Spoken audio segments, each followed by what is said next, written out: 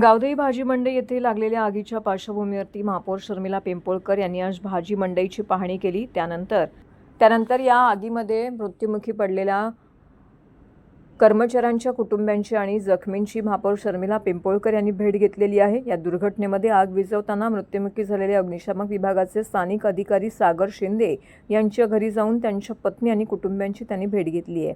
सागर शिंदे यांच्या पत्नी माधुरी शिंदे आणि जयश्री शिंदे यांना महापालिकेच्या माध्यमातून देण्यात आलेल्या 10 लाखांच्या अर्थसहाय्याच्या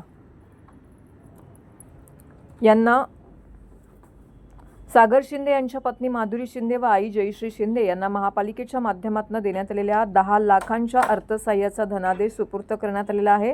तसेच सुरक्षा रक्षक काळू गाडेकर यांच्या पत्नी पद्मा गाडेकर यांना देखील महापालिकेमध्ये धनादेश सुपूर्द करण्यात आलेला आहे। या घटनेमध्ये अग्निशमन विभागाचे 3 जवान जखमी झालेले आहेत। समित सदानंद जाधव, सुजित रामचंद्र पष्टे आणि प्रशांत श्याम मुल्या या तिघांच्याही घरी जाऊन महापौरांनी त्यांची विचारपूस केलेली आहे।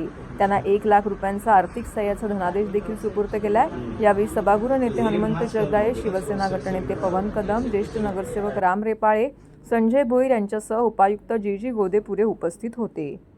माननीय महापौर यांच्या समवेत सर्व पदाधिकारी आणि अधिकाऱ्यांच्या उपस्थितीमध्ये गावदेवी या ठिकाणी झालेली अतिशय दुःखद अशी दुर्घटनेच्या बाबत निश्चितच प्रकारे ठाणे शहरातल्या सर्वच नागरिकांना, राज्याचे उपमुख्यमंत्री शिंदे साहेबांना सुद्धा अतीव दुःख झालं आणि त्या अनुषंगाने यामध्ये झालेले 2 मृत्युमुखी आणि 3 जखमी यांना निश्चित प्रकारे महापालिकेच्या वतीने एक तात्काळमधून मृत्युमुखींना 10 लाख रुपये आणि जखमींना 3 लाख रुपये देण्याचं त्याच दिवशी आम्ही जाहीर केलं होतं। त्या अनुषंगाने आज प्रत्येकाच्या घरी जाऊन त्या ठिकाणी महापौरांच्या समवेत सर्वांना तो धनादेश अदा केला। त्याचबरोबर गावदेवी या ठिकाणी असणाऱ्या बांधकामासंबंधी 1 जून पूर्वी त्या ठिकाणचं बांधकाम पूर्ण करून पूर्वतः त्या ठिकाणी मार्केट चालू करण्यासंबंधी भूमिका घेतली होती।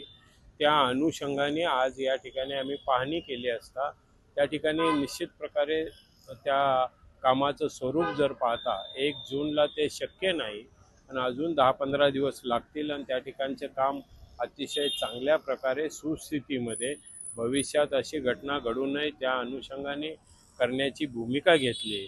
त्या दृष्टिकोनातून येत्या शुक्रवारी 3 वाजता संबंधित अधिकारी आणि त्या विभागाच्या कामासंबंधित त्या विभागातले लोकप्रतिनिधी यांच्या समवेत एक बैठक घेऊन एक चांगल्या प्रकारचं तीच इमारत त्या ठिकाणी सुस्थितीत निर्माण करण्याची भूमिका आम्ही घेतलेली आहे आणि त्या दृष्टिकोनातून आजचा दौरा हा होता। पाहणी केली पण जसं तुम्ही उल्लेख केला 1 जून पर्यंत ते शक्य नाही होते, तर किती दिवसांचा कालावधी अजून लागेल? साधारण एक 10-15 दिवसाचा कालावधी लागेल का त्या ठिकाणी असणाऱ्या ज्या त्रुटी आहेत त्या त्रुटी दूर करून भविष्यात अशा प्रकारची घटना घडू नये या अनुषंगाने प्रयत्न आम्हाला करावा लागणार आहे। त्यामध्ये फायरचा विषय असेल, स्ट्रक्चर ऑडिटचा विषय असेल, या सर्व बाबीचा त्यामध्ये अंतर्भाव असल्यामुळं या सर्व बाबीचा अंतर्भाव ठेवून एक चांगल्या प्रकारचे त्या ठिकाणी आम्ही इमारत तयार करून देणार आहोत।